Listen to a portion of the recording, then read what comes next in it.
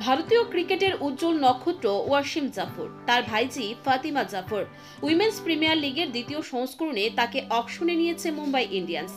শুক্রবার শুরু হচ্ছে WPL এর দ্বিতীয় সংস্করণ। প্রথম ম্যাচেই নেমেছে মুম্বাই ইন্ডিয়ান্স। শুক্রবারই হয়তো নতুন তারকাকে দেখা যেতে পারে ফাতিমা জাফরের উঠে আসা ক্রিকেট পরিবার থেকেই। ওয়াসিম জাফরের কথা আগেই বলা হয়েছে।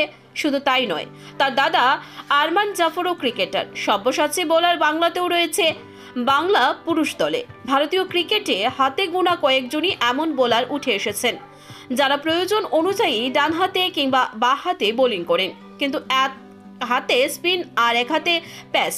মেয়েদের ক্রিকেটে অন্তত মনে করা কঠিন। মুম্বাই ইন্ডিয়ান্সে এমনই একজন ক্রিকেটার রয়েছেন ফাতিমা জাফর। তার নানা পরিচয় রয়েছে।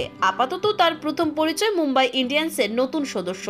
এবারের উইমেন্স প্রিমিয়ার লিগে বড় চমক হতে চলেছেন ফাতিমা। ফাতিমাকে নিয়ে কেন এত আলোচনা? তিনি ডানহাতি প্রেসার বা হাতি স্পিনার, এও আবার হয় নাকি? কেন? ফাতিমা নিজেই শুনিয়েছেন।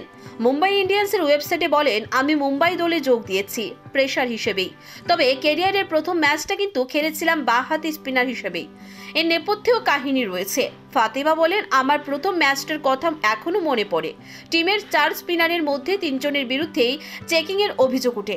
আমার কোচ জানতেন বাঁহাতি স্পিন করতে পারি, তিনি আমাকে সেই ম্যাচে স্পিন বোলিং করতে বলেন। বাঁহাতি স্পিনার হিসেবে সেই প্রথম ম্যাচেই নিয়েছিলাম 3 উইকেট, পরের ম্যাচে 5 উইকেট।